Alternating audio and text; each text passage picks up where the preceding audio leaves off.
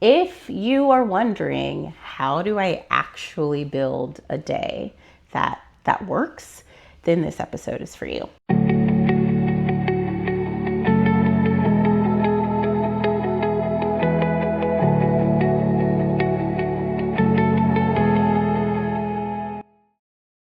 Welcome back to Bold Clarity, where we slow the noise, tell the truth, and make room for the people that we are becoming. So on the last episode, we talked through protecting your energy like it's your income and how important it is for you to do that so that you have the energy to do the things that you want to do to build this life that you want to build. And today I want to take a step further and actually talk about the how. And so I'm going to be sharing with you the system that I actually use to plan out my days. And there's 2 layers to the system. Honestly, it works really, really well. And so today I'm going to be sharing my system that I actually use to build out my days. It's called the Bold Day Method. And I'm really excited to share it because at the end of the day, what we know is true is that you living this big and bold life is not something that happens by accident. It's something that takes intentionality and planning. And so I'm really excited to share something that you can put into practice and start to use to build your days. So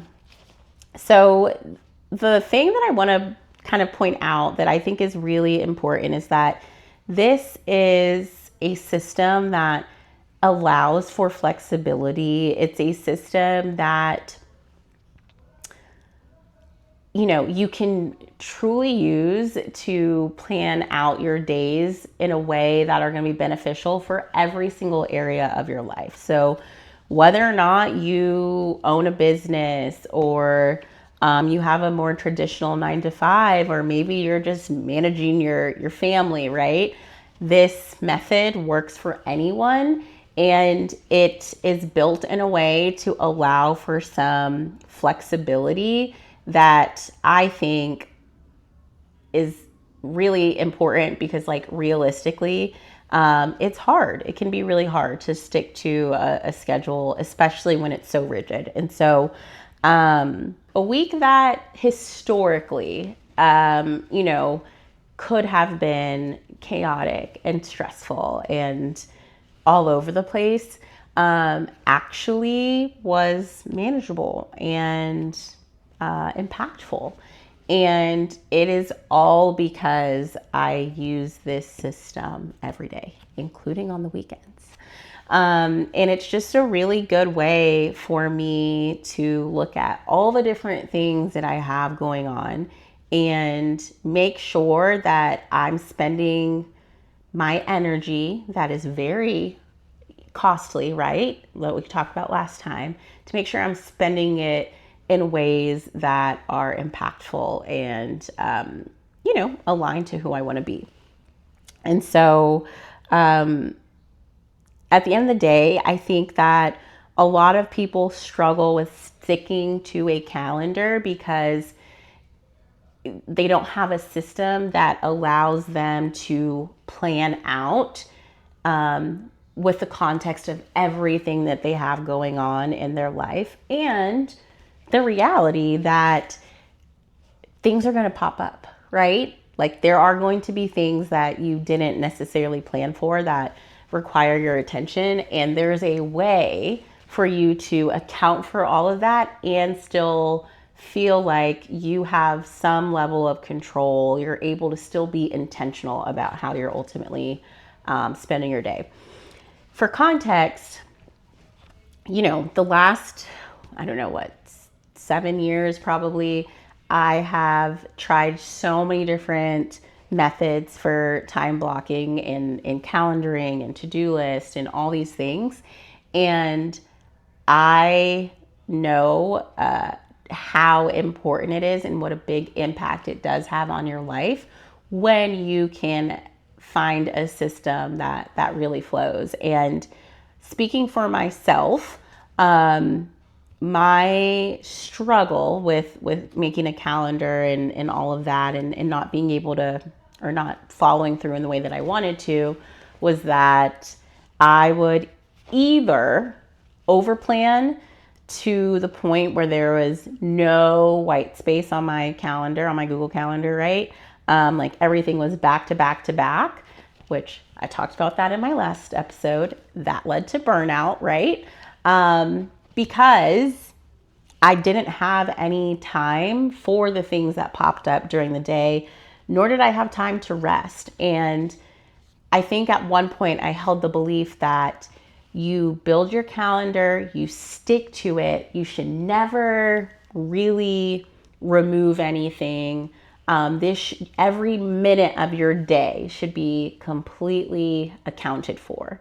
And there is still some truth to the importance of, actually adhering to what you plan. And there is a way to still allow for life to happen and it not completely disrupt your day, right? Because what would happen is I'd have this beautiful calendar, and then I get a phone call that my daughter's sick and I need to pick her up, and now I'm completely thrown off.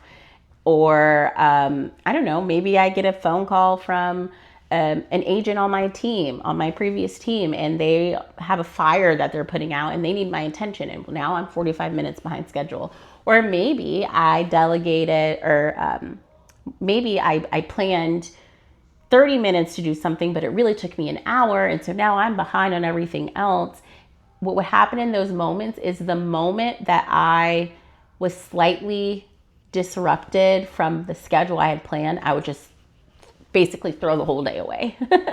So that's one extreme. The other is I didn't plan enough, right? So I would have too many white spaces on my calendar where nothing was planned, or I would have things on there that were way too broad, like follow up with, actually, at a point in time, I really just had follow up on my calendar as a realtor. Okay, that's not super impactful. That's very broad. So when it came time for me to follow up, that could look like a million different things. It could be following up with active clients. It could be following up with third parties, like lenders, title. It could be so many things, right? And so that's the other extreme where you're not actually planning enough. You're not getting specific enough with what you are planning. And so this method is birthed from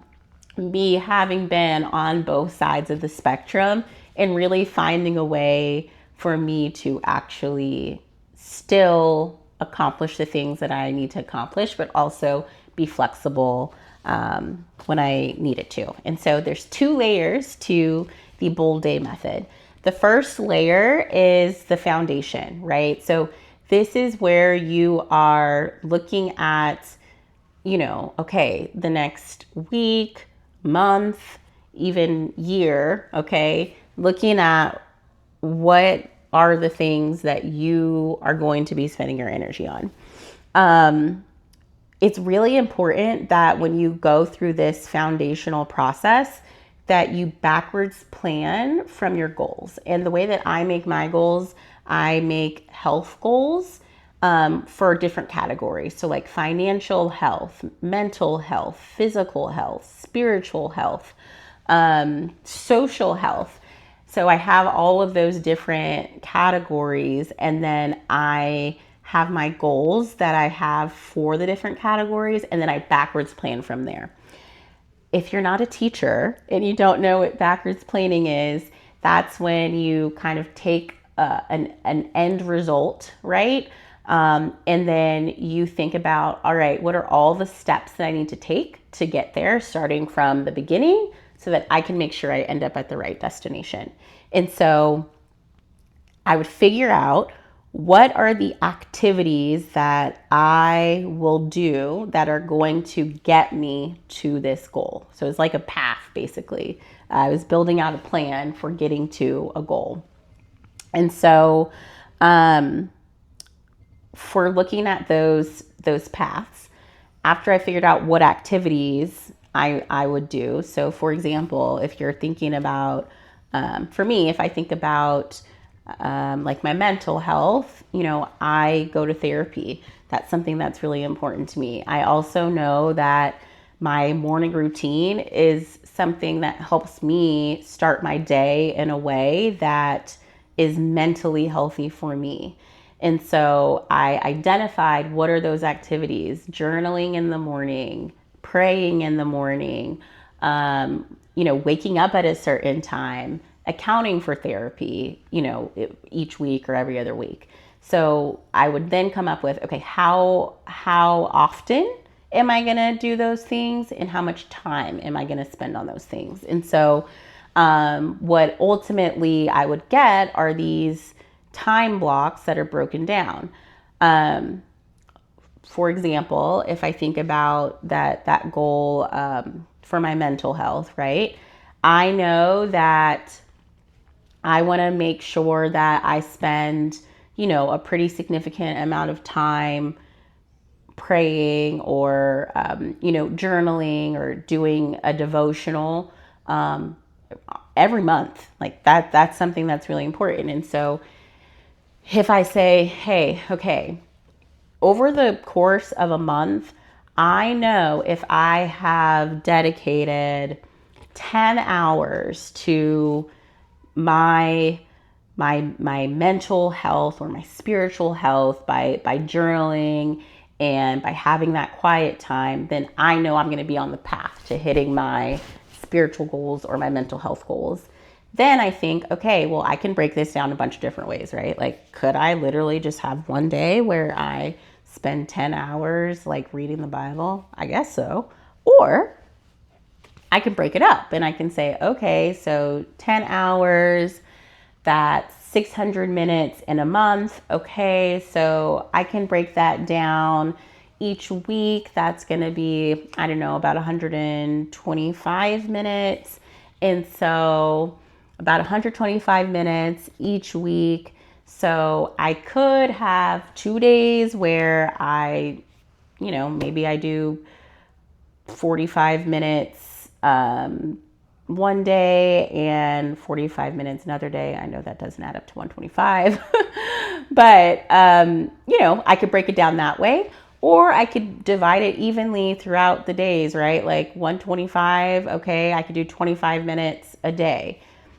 You want to figure out what chunk of time you want to group things in, and then naturally you're going to figure out how often, right? And so for me, it really did end up being about 25 minutes a day. And so I then go and I create my time blocks and I say, all right, I know that in the span of 5 days, I need to have 5 25-minute blocks on my calendar that are dedicated to my mental and spiritual health, right? So I make those 5 blocks and I use Google Calendar. I make reoccurring events Monday through Friday, 25 minutes.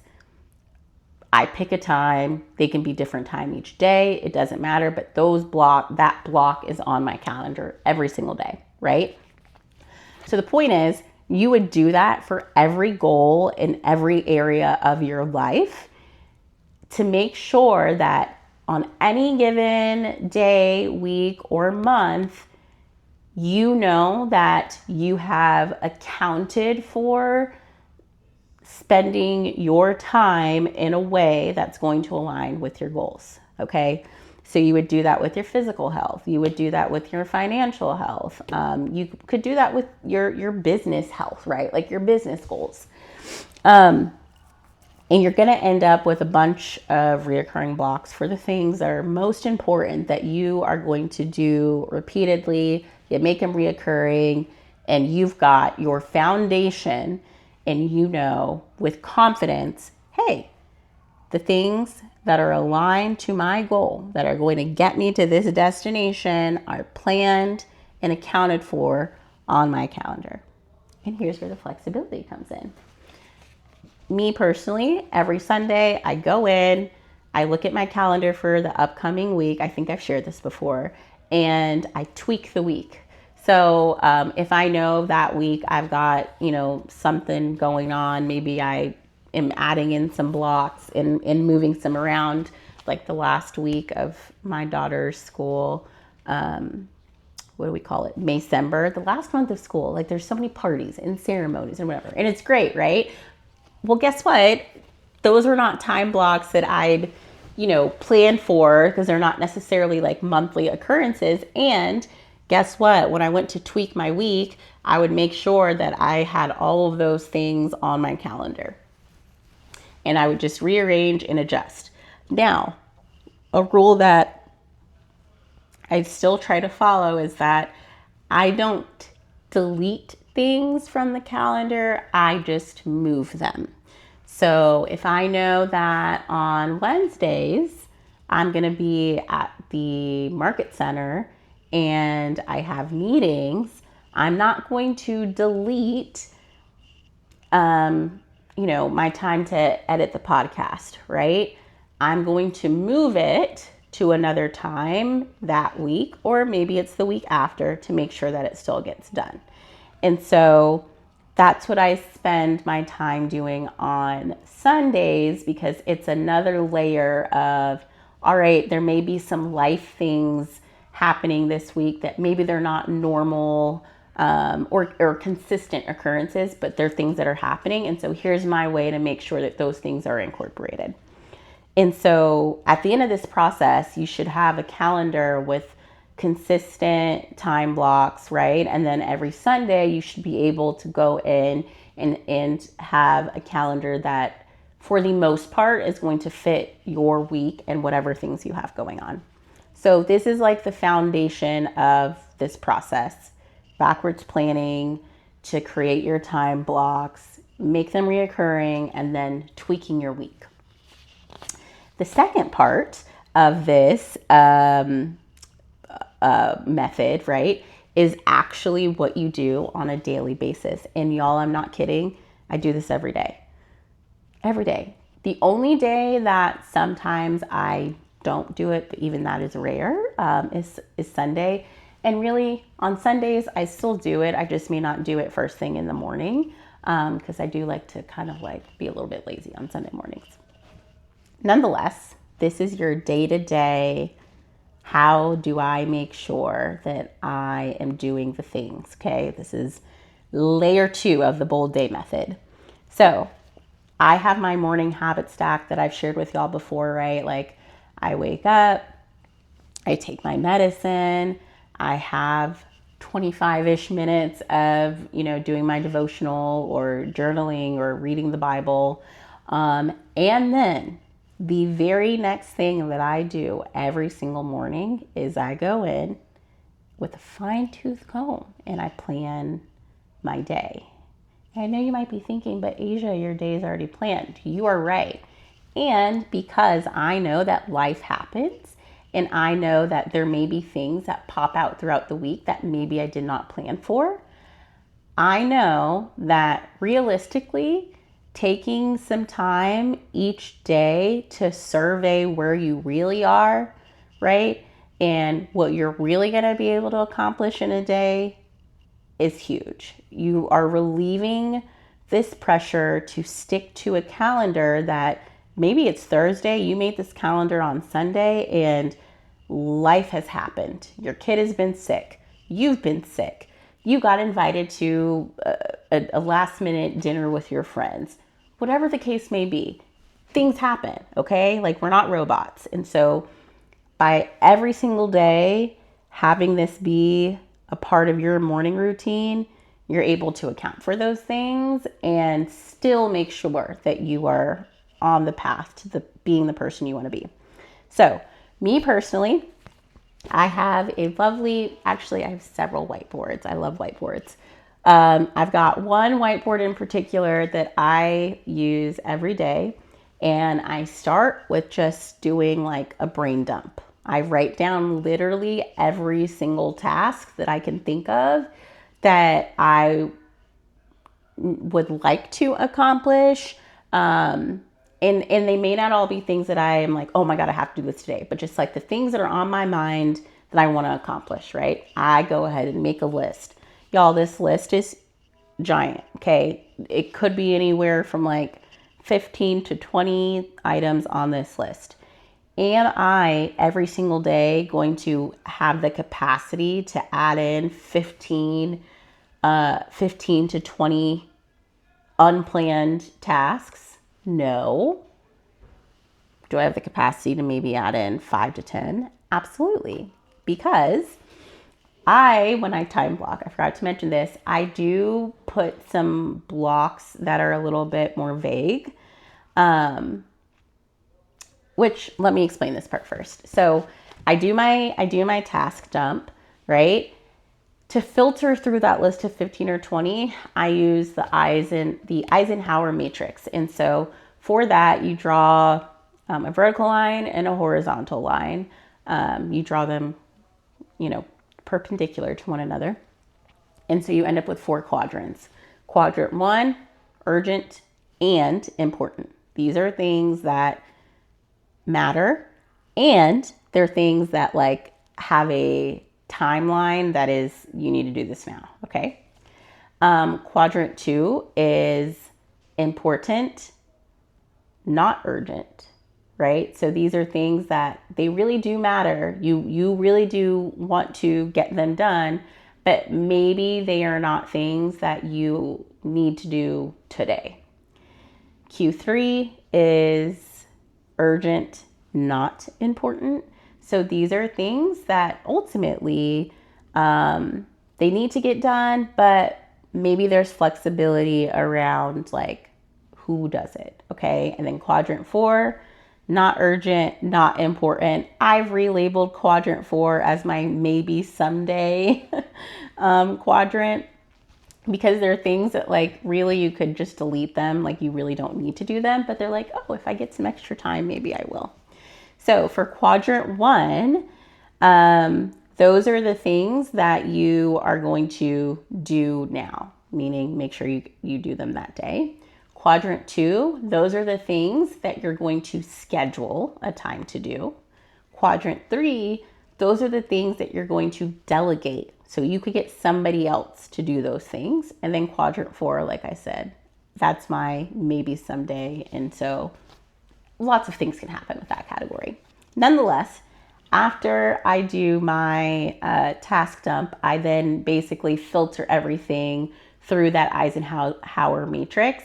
And I am focusing on Q1, the urgent and important. So from there, I'm going to color code certain time blocks throughout the day. So this is where what I was saying earlier comes in. When I make my calendar for each week, I do have a time block on there that says Q1 tasks or Q2 tasks. And sometimes I'll label them specifically to a certain area of my life, right? Like if it's a busy time for PTA, I'll say PTA Q1 tasks, right? Or podcast Q1 tasks. So I've got time blocked off for me to fill it with whatever is urgent and important that day, or maybe the things that I'm scheduling. Nonetheless, I've got these blocks of time already that I can use for these tasks that I'm going through. And then I've also got white space on my calendar where I can add in blocks. And so I go through the things that are urgent and important, and I pick a color and I will group them. So I will find 3 urgent and important tasks. I'll number them 1, 2, 3 in pink, and then I make a pink time block, maybe from, 9 to 9:50. And now I've got 3 tasks that I know I'm going to get done at 9 o'clock that I have 50 minutes to complete. And I go through and I repeat that process for all of the urgent and important tasks that I have on my calendar. Couple of things. I sometimes will go back in and maybe I've got 3 things for a time block. Maybe I've only got 1 thing. I'll look at some of that Q2 stuff or maybe the Q4, right? The maybe, or would be nice one day. And I might add them to the end of a certain time block. So maybe I've labeled 3 tasks, pink, 1, 2, 3. I'll go back and find a Q2 task and say, okay, I'll make that number 4. Because here's what I do. I set a timer, not on my phone. I have an alarm clock or alarm timer, whatever they're called, that I put on my desk. And whatever time I have assigned for the block, that's how long I set the timer for. My time blocks are never more than 1 hour. Okay. My physical alarm clock literally only goes for 1 hour. Like that's the most you can set a timer for. So I set that clock and I've got that time to work on the tasks, right? If I finish early, maybe I've got all 3 tasks done, then I could go to maybe number 4 and number 5 that weren't as urgent or as important, and I can actually knock those out in that same time block. So essentially, I've got my most important tasks accounted for in different blocks throughout the day, and I've allowed flexibility for me to potentially complete other things if maybe I'm running ahead of schedule. One thing that I want to note, when I first started doing this, I would write like 5 things that I was going to accomplish in a 60-minute period. Now, there are 5 things sometimes that you can do that maybe will only take you 60 minutes. And I very quickly learned that I was severely underestimating how much time it took me to do certain tasks. And so what's happened now is I've gotten really clear on how much time it actually takes me to do things. And so I am not overextending myself as much and then having all of this stuff left over at the end of the day that I didn't do. I've gotten really good at saying, okay, I know that in this 45 minutes, realistically, like I maybe only be able to get 1 task done. That's okay. So I'm just going to write 1. And then maybe I'll add in, hey, if I'm done early, I'll get to one of the others. This entire system has just caused me to relieve some pressure from myself and still feel confident in the fact that I'm spending my time wisely, that I'm making good decisions about what my day looks like, while also not being like so much of a stickler that, things can't happen, things can't come up, and I can't do them. So I told y'all I use this every day, including Saturdays. So I'm going to tell you a quick story. So yesterday was Saturday, and I woke up and I already knew I had a bunch of things that I wanted to get done. I pulled out my whiteboard, had a long list. I made my time blocks. Well, then my boyfriend woke up and he's like, hey, I thought that we could all go get pedicures today. I was like, okay, cool. And so I was like looking and like, okay, that's fine. I can move this time block here. I can move this here. Cool. We go get pedicures. We were going to go run errands after. Well, as we're sitting there getting pedicures, I kind of just got the urge that I wanted to be a little bit social. I don't always get that urge. And so I texted 2 of our friends and I said, hey, would y'all maybe want to come over tonight? It's my boyfriend's best friend and her sister has 2 kids that are close in age to my daughter. And so I said, would y'all want to come over and just like hang out tonight? And one of them responded and said like, I would love to, but I actually am studying for a test. I have lots of work to do. And so today's probably not a good day. And then I was like, light bulb, no problem. Actually, I have things that I would like to get done today. And so we could actually, the two of us can like work and study. The kids can play, and my boyfriend and the other friend, they can go out and it'll be fine. And she was like, okay. And so originally I was going to go run errands with my boyfriend and my daughter after we got pedicures. But because now we were adding in this social element throughout the day, I was like, okay, can you take me home? You guys go do whatever you guys are going to go do, go run your errands. I'm going to go home and I'm going to go ahead and start on the things that I had on my list today. And so I ended up basically like swapping time blocks. And so I cleaned, organized the laundry room, did laundry, and then I had time to just kind of chill when our friends first got here. And then on Saturday night, my friend and I worked here at home. We had a bottle of wine while we worked. The kids played. My boyfriend and his friend went out. It was perfect. And I felt good about that choice because of the system, because I did not feel so attached to doing things at a specific time that I couldn't be flexible and enjoy my Saturday when I decided at the last minute that I wanted to be social. And to me, that's the kind of system that works for real life, because at the end of the day, we can't actually plan every single thing out. There are unexpected things that come up. Some days you feel like doing something, some days you don't. And this system allows for so much grace while also still allowing you to be on your path and to get the things done that you really want to get done.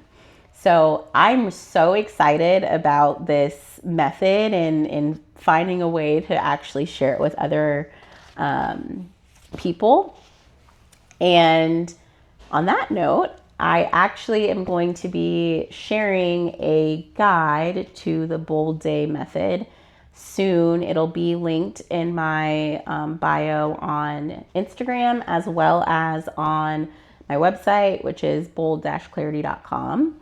And so you will have the full instructions for how to actually apply the Bold Day method to your life. So please be on the lookout for that. And then, as always, if there was something in this episode that resonated with you, like, please make sure to share it. Maybe you know somebody who is struggling with planning out their day, and maybe this will be something that helps them. And then please book a clarity call with me if you are someone who really wants to get intentional and get serious about building a day that works for you and works for the life that you want to build. Hope this was a helpful episode. I'm super passionate about this system and about finding ways to enjoy your life while also building a life. So, as always, remember to be honest, stay intentional, and choose bold clarity.